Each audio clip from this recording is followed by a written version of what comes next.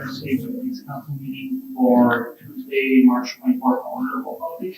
Councilors Grams. Here. Jarla. Here. Beckman. Here. Matheson. Here. Mayor Scott. Here. All right, please stand for the pledge.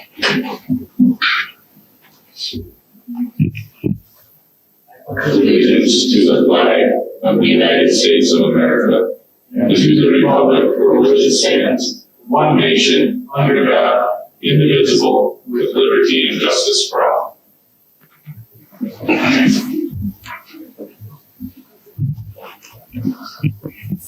All right, moving on to the consent agenda. Has everybody had a chance to read through that? Any comments or questions for anything in there? Hearing nothing, I'll ask for a motion to approve the consent agenda as presented. So, motion by Councilor Jarvala, is there a second? I'll second. Second from Councilor Matheson. All those in favor? Aye. Any opposed? Hearing none, motion carried. Moving on to the Guests and Citizens Forum. Is there anybody that wishes to say anything?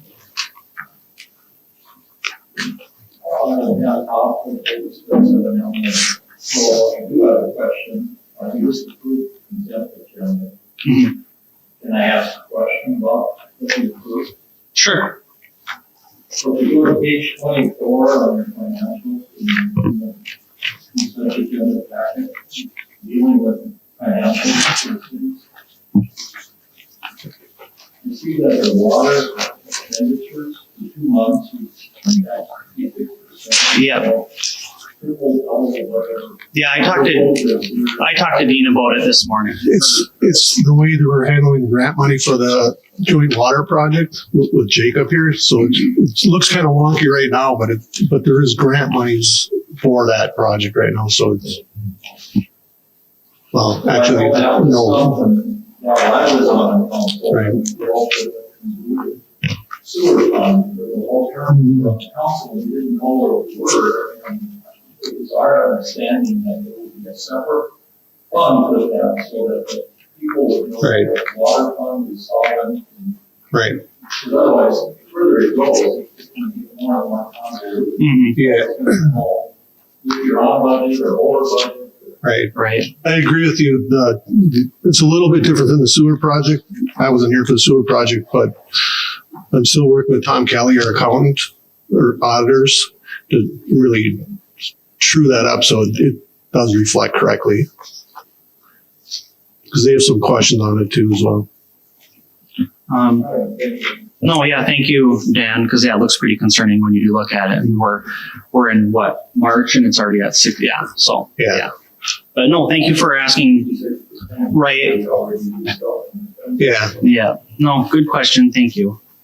Anybody else? Nothing. We'll move on to reports from city staff. City Administrator Weiberg. I have nothing to report to you. Sounds good. Moving on to City Attorney Lewicki. Anything from you tonight? I feel like I should fill in something here, but no, I don't have anything there. Oh, geez. Thank you. So moving on to reports from elected officials. Councilor Grams. I was just going to mention to the public that the Twilight Lakes Chamber Easter Parade will be on April 4th, Saturday, April 4th. We did get confirmation from the EMS. We sent a letter to all the EMS fire departments and to the administrator and mayor about having the fire trucks and ambulance and police cars lead the way again and carry the Easter Bunny and his friends in the parade. I got confirmation back from Mel that the ambulance is available. I'll just have to check in with Chief Clovestead and Fire Chief House and make sure they're on board to help out for that. And that's all I have for tonight. Sounds good. Thank you. Councilor Jarvala. The only thing I've got concerns the articles in the local paper regarding the chicken issue in town, which the board had already settled. I kind of stewed, like I told Dean, I stewed my own juices for about a week before I went over to the paper to find out why they were trying to fire up everybody about chickens. There was a lady behind the counter there that I had never met in my 30-some years of living in town. I didn't know who she was. She led me to believe she was this Mia Pepper who wrote the first article, said she was trying to remain anonymous, and I found out afterwards that it was the owner of the East Range Times, the owner publisher, and let me walk out of the business thinking her name was Mia Pepper. I Googled it when I got home and found out there was no such person. Discussed it here at City Hall with others, found out it was the owner. I don't know if anybody else has gotten any comments. I've had nobody say anything other. One person asked me why I thought you guys settled that already, which we did. We had several meetings, we discussed chickens in town, and the council voted against it. And then she then put a second article in there because she wants to have chickens. She said it could be sold with just a permit and everything else. And I told her that the council resolved it, decided not to allow chickens in town.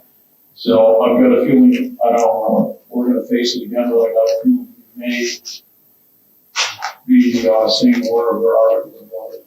But actually, I think that she owes her readers and her customers an apology because she put an article in the paper as an individual living in the city using a phony name, pen name if you like, without actually listing it as an editor's opinion in the paper. To make it seem as if it was just an anonymous resident in town.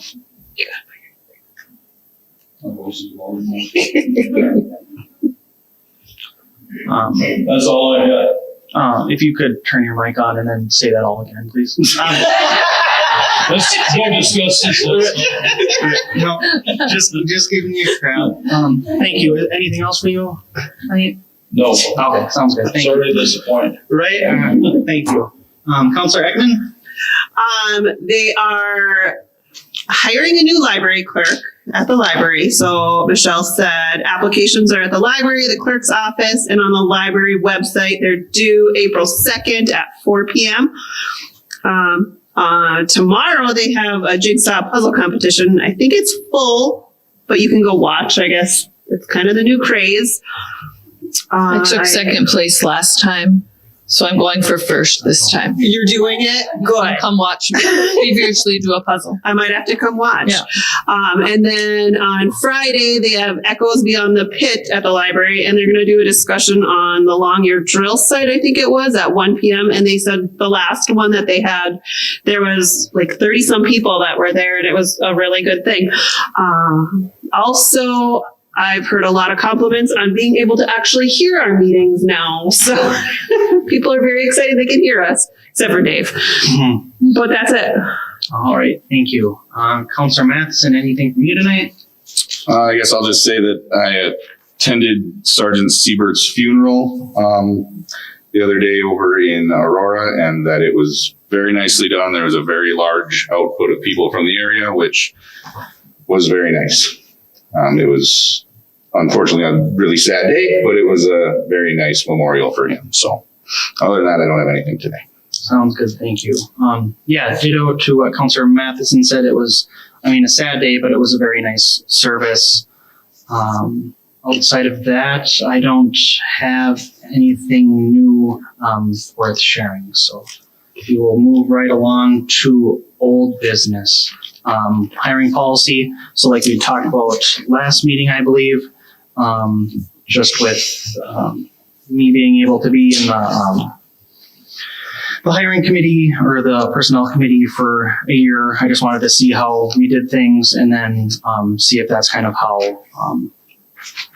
policy aligned with our current practices. So I went through it and just kind of made some updates to current kind of practice and how we do things.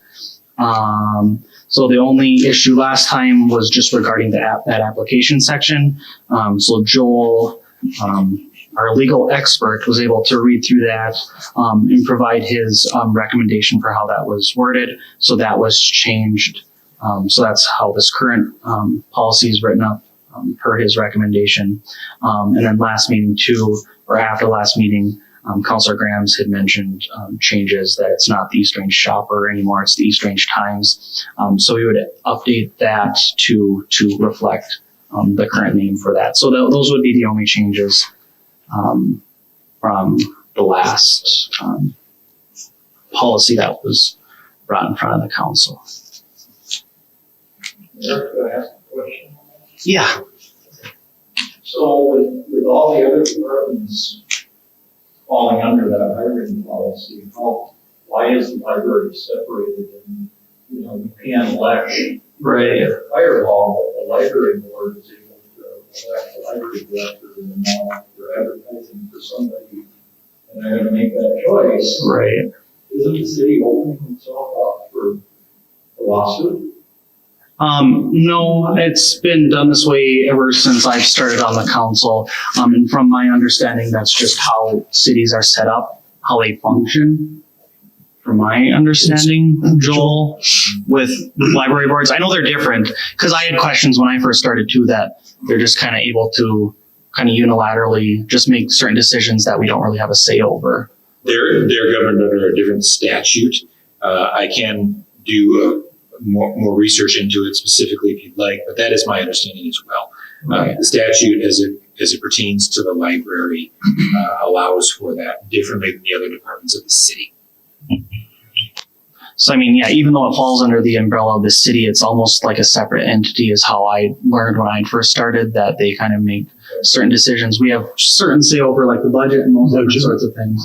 But in regards to hiring and those different types of things, we have less of a say. Because ERP is different also. You approved the position to be added though during the budget process. That page, is that what that is? That student page or whatever. Yeah. Oh, yeah. So yeah, things like that. No, good question. Thank you, Dan.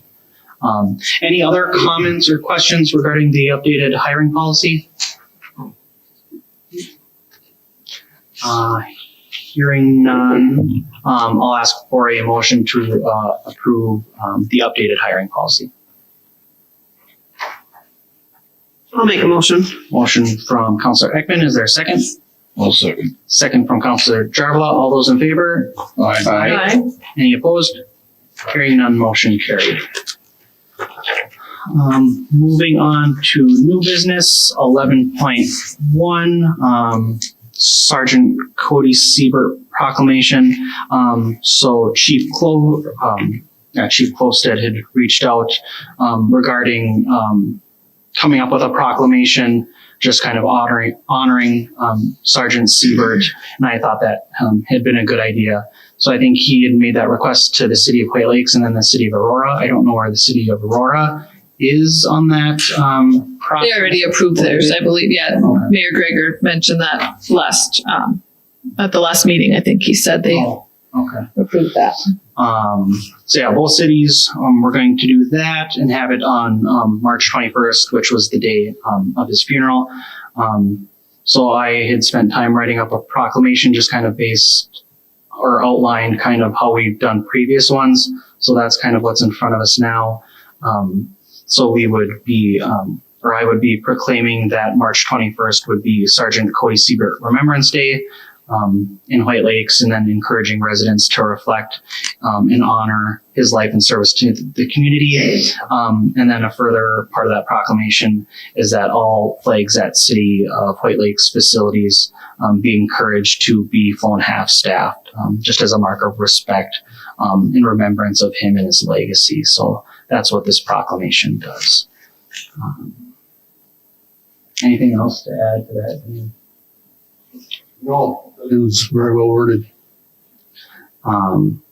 So since, so this is how they've been written by past mayors and past folks that have passed away, and they had proclamations and things like that.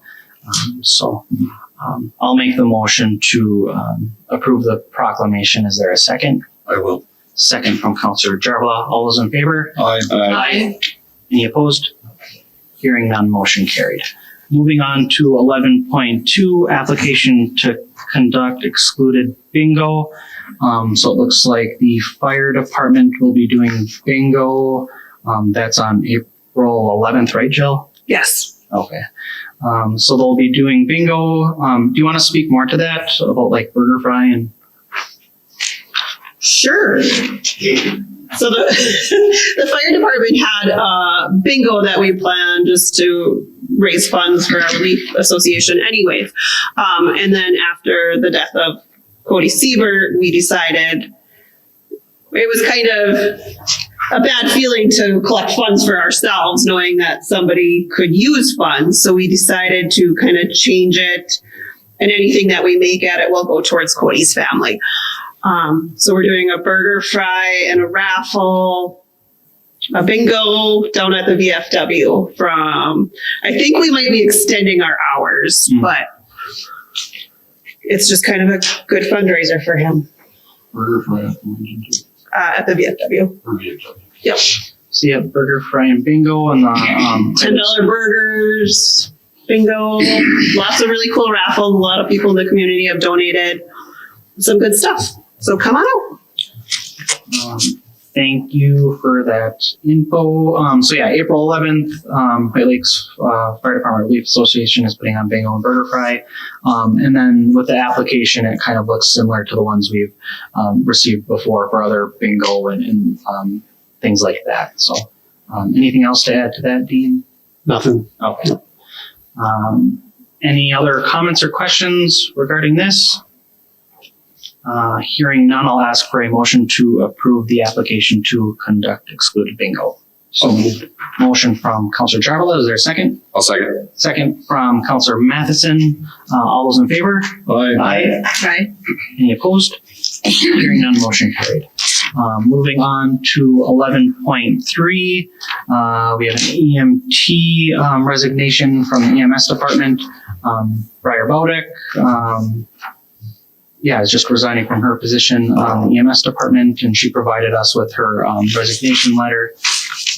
So these are pretty standard for when folks are just leaving their positions due to finding other positions or whatever the reason. So they provide us with a resignation letter, and then we generally just approve those. Any other comments or questions regarding this?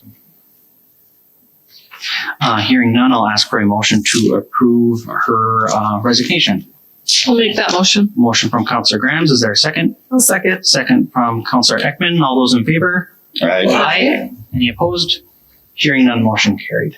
And that is it for old and new business, so we will move along to adjournment. Is there a motion for that? So moved. Motion from Councilor Jarvala, is there a second? I'll second. Second from Councilor Grams, all those in favor? Aye. Any opposed?